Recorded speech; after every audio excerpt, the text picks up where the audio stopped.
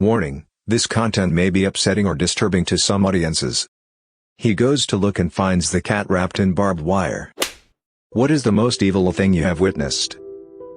I had a few girls set me up to be attacked by another girl on a trip to a nearby town. She attacked me at a party, and while she strangled me, her boyfriend poured beer in my eyes so I couldn't see. At the time I thought the girls I had made the trip with, the ones who set everything up, were my friends. After the whole ordeal ended I came to them crying and all they said was we should have taken pictures. There's a subset of gay men who are, to put it mildly, buttholes. They think that their honesty and lack of tact is refreshing, but it's just their justifications for butthole behavior. Example, if someone they're not interested in asks them to dance, they will flat out tell them what physical flaw is the reason for turning them down. I've overheard, or been the receiver of, the following. You're fat, you're too tall, you're too skinny, you look like a cokehead, I'm out of your league, you're not wearing any designers, you look straight. All of those things, said straight to someone's face. They think they're being divas and all the other horse crap excuses these trailer trash wannabe Beyonce queens use. And then they wonder why there aren't any good guys who look like Brad Pitt and dote on their every beck and call. It's pretty funny how members of an oppressed group can be just as oppressive and offensive as the people they fight against. My friend and his mother were murdered during a break-in at their house during Christmas. After his dad and brother got out of the hospital, I went by to give my condolences and spent most of the time sitting in my friend's room talking to his brother. It later turned out the brother hired 2 people to kill his family, shoot him in the arm, and then escape to try and inherit the family wealth. I grew up with a guy that lived just down the road. He was the local small-town bad seed and everyone knew it. He reveled in it. He vandalized a 150-year-old historical home dear to our town. He then went on to sodomize his minor cousin. He was in and out of jail, heavy into drugs. Everyone knew he would eventually kill someone. When he was in his early 20s he beat an elderly woman to death in a mobile home for her social security check. He is still in prison at this time. He is the only person that I have ever met that is evil in its purest form. Just a week ago, I was biking down a bike lane on a city street in the middle of rush hour. Some guy comes jogging up the bike lane opposite traffic.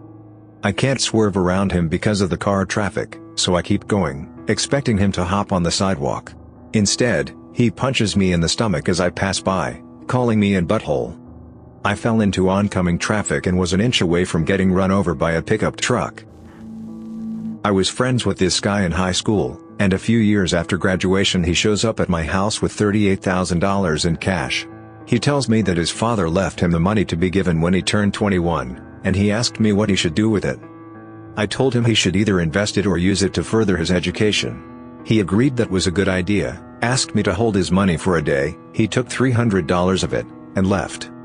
He went to a mutual friend's house, and when the friend found out he came into money, he asked him to get an apartment with him. He did, and he blew all the money partying for a year. Through the course of this year, he scored a girlfriend. At the end of the year he had nothing. He didn't work and he smoked and drank all the money away. His roommate informed him that he was going to get a new apartment with his girlfriend, ditching him now that he's broke. My friend moved into his girlfriend's house with her parents. After about a month of sponging off of them and fighting constantly with his girlfriend, the father comes to him and says, "This isn't working out.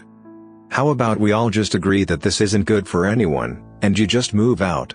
My friend begged him to give him 2 weeks to turn this all around. The father assumed he meant he'd finally get a job. He got his girlfriend pregnant. The family now fully supports him by buying him a house. Last I heard, he's still doing nothing while his wife, they got married shortly after she got pregnant, works full-time as a cook. I lived in London, UK during the riots they had in the summer of 2011. I lived in Clapham Junction, right near the corner, up the street from Debenhams, and across from a place called Party Superstore. I saw a lot of bad things that night that made me feel uncomfortable with humanity. A mother holding the metal gate of an off-license shop open so that her 10-year-old could squeeze in and start passing bottles of booze out to her. A herd of women walking into Debenhams empty-handed, then back out with fully stuffed roller luggage, and people throwing rocks at photographers. But the worst? The absolute worst feeling I ever had was seeing the look of terror on people's faces in the windows of the flats across the road when they realized some looters had set the costume shop beneath their apartments on fire. It was like staring into an aquarium of panic. I think the looting was pretty bad, and the vandalism too. But the complete lack of regard for the people living in the apartments above Party Superstore was chilling. I can remember a group of guys coming out of the shop in blank white masks, and one of them had a jester's hat on, and swayed beneath the street light while watching the shop catch fire. The smell of the fire stuck with me for days. The guy who owned the shop, named Duncan, is a really great guy too. He ran a charity for Burmese orphans. That was a hell of a night. When I was in 7th grade, a kid I knew but didn't really like, because I knew he was a butthole, comes up to me and says these two girls wanted to talk to me. One of the girls I thought was kinda cute, so I follow him into the part of the field that's out of sight of the recess supervisor. While I started talking to the girl I liked, the other sneaks up from behind me with a piece of dog poop on a pencil and shoves it in my mouth. I pick some of it up, throw it at her, then start throwing up my lunch in the field. The supervisor comes up and asks me what happened and if I'm alright, and I tell her. I wasn't the one that typically rats people out in tattletales, but I told him all the details. F that girl, it was disgusting. So as you probably already know, rumors spread like wildfire in junior high, so stories of me all ridiculous and most along the lines of me voluntarily picking up the poop, eating it and enjoying it. Happened to me a few months ago. I have an intense fear of heights, like hugely intense. So a few months ago I had a party on top of an apartment block in a penthouse, and I made sure I was very far from the edge. There were these two complete buttholes from the grade above me, who knew about my fear, so when they were pretty drunk, they overpowered me and leaned me over the edge of a balcony up to the stomach level. Now these guys are pretty wasted and we are a good 30 floors up. I passed out from fear thinking I was going to die, and woke up 2 hours later to find the two guys beaten up and kicked out, and I was still shaking pretty violently. This was literally one of my worst nightmares come true. When I was younger, a stray cat used to hang around my house a lot. My dad would give it milk and some food all the time. One day, an old racist couple moved next door. My mom and I went over to welcome them. They creaked the door open and yelled, "Get off our property, you elf," in Filipinos. "And tell your other N-word neighbors to stay away." Well, one day, they saw my dad feed the stray cat. Later that afternoon, my dad went to take the trash out and heard a horrible crying near our fence. He goes to look and finds the cat wrapped in barbed wire, bloodied, and the tail cut off. I helped my dad take the cat out, called animal services and the police on the neighbors. I was younger then, so I'm not sure what happened, but they one day packed up and left. There's a bar near where I live in Michigan that I have been to exactly 3 times. First time, car broken into, dead grandpa's golf club stolen from it. Second time, 5 friends wrongly accused of rape, the accuser is still in prison, doesn't pay to make that up. Third time, my car got stolen within 10 minutes of arriving at the bar, thieves crash it into patrol car and run. I'm later arrested as a result for leaving the scene of an accident and felony assault on a peace officer, car as deadly weapon, by the same cop who had written my stolen car report. He had zero recollection of me 2 hours after completing the report, and I spent 2 days in jail. Evil? It lives at Shorty's Bar and Grill. There used to be a guy in my neighborhood who lived across from my bus stop. No one ever really saw him go outside. Well, one day when all the kids get off the bus, he lets his pit bull out the door. The dog starts attacking the kids, including me and my little brother. My brother and I run towards my house to try to get my BB gun. I wasn't gonna try to kill it, but lead it towards me so I could give everyone else a chance to run. Well, the door is locked and I don't have my keys on me. The dog followed us and pins my brother and I up against my porch. We decide to do the thing in Jurassic Park where you stay still and shut up. It actually worked. My brother and I are up against the porch facing this dog for a good 5 minutes. Out of nowhere my mom comes up behind it and slams the dog's head with her keys, making it run back home to its owner, who is laughing his butt off during the whole ordeal. He was arrested the next day. That dog made me hate dogs for years until I met the nicest dog in the world. But that pit bull bit 3 kids, and scratched a 4th. They got checked for rabies and needed shots. Psychotic neighbor. Everyone in the neighborhood was terrified of him. One night, his very pregnant wife is seen flying down the road in their van with him hot on her butt in his pickup trying to pull her over. She stops right in front of our driveway, gets out and tries to run towards our house, but it's too late. He snatches a handful of her hair and jerks her off her feet, slamming her into the ground. As we're calling 911, we can see him absolutely brutalizing her, punching, kicking, stomping. We yell out the door for him to stop. He's killing her, but he threatens to kill us, too, so we stay inside, because we know he'd make good on the threat. Cops show up, but he's already gone, his wife a battered mess in the middle of the road. Later, we found out she'd lost one of the twins she was carrying, and the other came out with a deformed face from the beating. She went back to him after her hospital stay and refused to press charges, just like all the other times he'd beaten her senseless. Bonus story, he left a bag of severed puppy heads on the back porch for his own children to find as punishment for not doing their chores. Me and my best friend were in his front yard doing who the hell knows what. We were probably in 6th or 7th grade, 1998 to 2000, around there. We start hearing some loud bang, bang, bang, coming from the backyard, and it gets our curiosity up. When we arrive all the way at the back fence that runs parallel with the alleyway, we see a city police officer standing over a large black and white dairy cow with people standing around. The cow is laying on its side and with blood all over, pouring out of its head, and appears to be trying to run in place, making strange gargling noises. My buddy and I are in complete disbelief in what we're seeing. Now if any one of you have seen the movie, me, myself, and Irene, you will be able to picture this easily. It looked exactly like the scene from the movie, just with lots of blood, and the officer was using either a shotgun or a rifle. The cop would fire his weapon, holding it probably a foot from the animal's head. When he would fire, the cow would raise its head all the way up and moo in the most horrifyingly way possible, while the blood ran down its face and then slam its head back into the earth. While we were standing there, the cop fired at least 5 shots into the cow's skull until finally it died. The owner of the cow shows up with a big trailer to take the cow home and is completely pissed off. No kidding? I almost thought the cop was going to shoot him as well. The next day there was an article in the newspaper. I can't find this article, it's driving me crazy, saying the officer found the cow but felt he was being cornered by it and fired his pistol into the animal multiple times to save himself. After that is when we showed up with him finishing the cow off. Old lady purposely slamming on her brakes with motorcyclist behind her. One slams into her back, throwing both old motorcyclist onto the trunk of her car.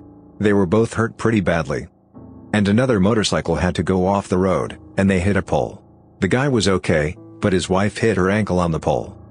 The old lady got out exclaiming angrily that she didn't do anything wrong. Her turn signal was on. Bunch of BS. Her blinker was not on, and everyone who had been exiting the store that was facing the road saw what happened.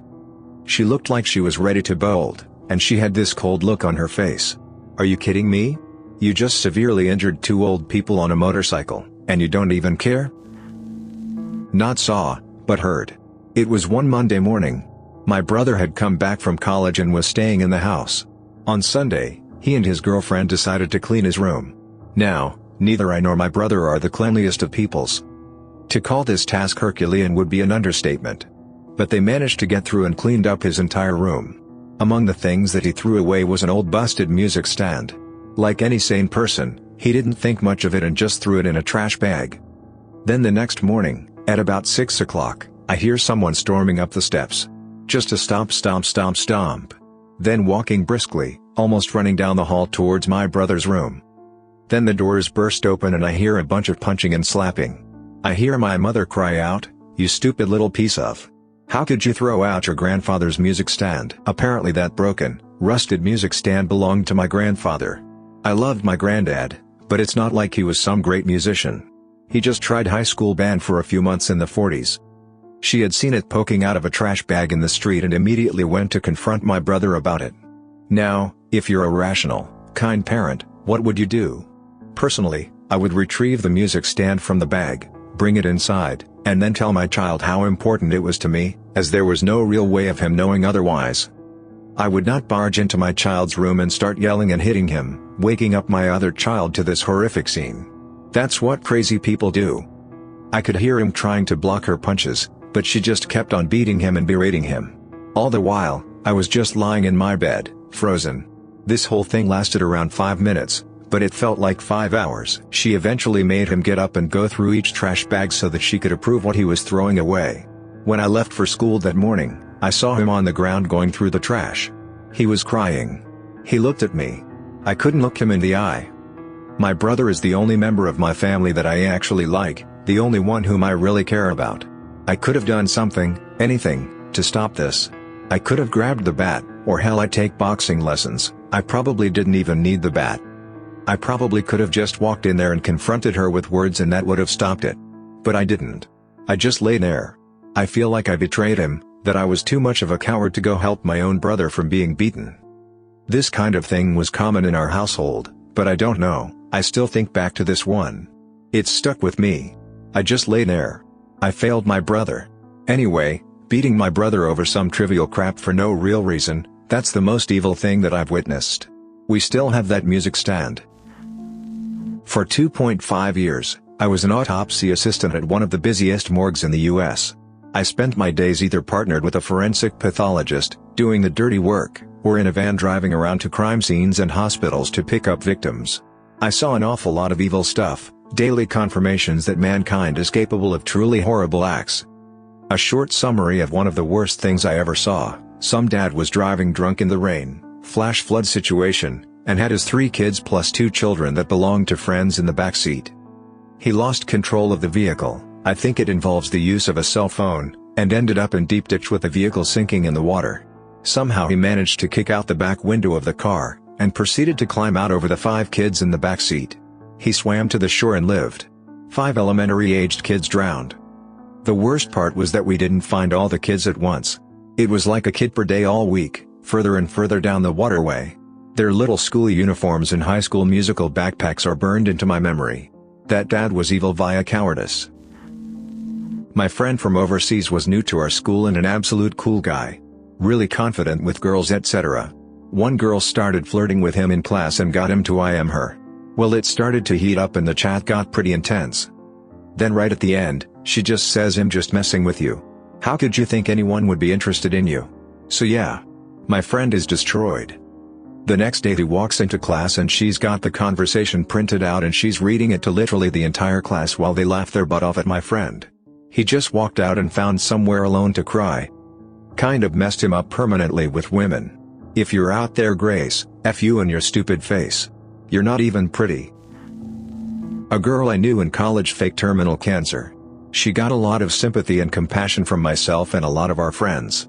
A few of us shaved our heads in solidarity for her when she shaved hers, because she knew her hair was going to fall out. The worst was when she walked in the survivor's lap of Relay for Life. Once she got outed as a liar, this was the biggest insult and affront to me. I have a fraternity brother and very close friend who is struggling with cancer, and her lies and BS insult the very real struggle that so many people have gone through. She wanted attention because she wasn't dying. I understand that she has some serious mental health issues, but it still makes me very angry. Back in 2nd grade we had this teacher who was just mad and evil. No student liked her, no parent liked her, and those of the faculty that admitted how they felt also didn't like her. All because she was just a nasty person. Description of her would be: short thin red hair, the face of a crooked nose witch, and a medical condition that gave her elephant at his legs so she hobbled around on tree trunks. There was a kid in our class who just did not have an ideal life. Terrible mom, no friends, sad stuff. Well, he has a problem with keeping things tidy. He didn't have a binder for his folders, so his papers were just all over in his backpack, and his desk was completely disorganized. A lot of our desks weren't perfectly organized either, mine included, but his was the worst. The teacher, sitting at her desk at the front of the class, asks for him to turn in a paper. He lifts up the desk lid and begins his search. After a minute she asks what's taking so long, and the poor guy is panicking because he can't seem to find it after shuffling through the mess a few dozen times. She starts to raise her voice about what's the problem is, and she starts her slow hobble up the aisle. He is in full emergency mode looking for this paper and almost in tears because he knows what storm is coming. We all do. Once she gets alongside him and is able to see the disaster that is his desk, she is completely livid. She starts a tirade about how he is a mess and why is it like this. At the peak of her berating, and the kid is frozen with his head low and tears rolling down his face, she grabs the desk by the legs, flips it over above their heads and dumps everything onto the floor. This table flipping act was done in a packed room, so I'm surprised no one nearby got hit by the flip. She then slams it down, and he flinches the last time. She mutters at him to clean it up. And for the rest of the period, through tears and sobs and shaky hands, he cleans it up while the room is silent and that queen butthole sits and watches from her desk. Many of my teachers and other faculty members have passed, and I have mourned each and every one, but her death will bring me no sorrow. All these stories are really dark and depressing. I am sure some of them make you very angry. The truth is, a small percentage of humans will always be evil. Humans are instinct-driven, just like animals, and some don't have their instincts under control, and are not made to function in a modern society, but belong back into a cave. And some are simply psychopaths who enjoy to torture others for pleasure. That is at least my interpretation. Anyway, stay safe from evil people. Don't depend on them, don't allow them to be around you, and don't let them control you. Thanks for listening to Radio TTS. Hit the subscribe button and activate the notification bell for more videos like this.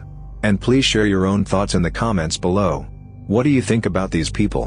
What is your own explanation for their behavior? Let us know in the comments.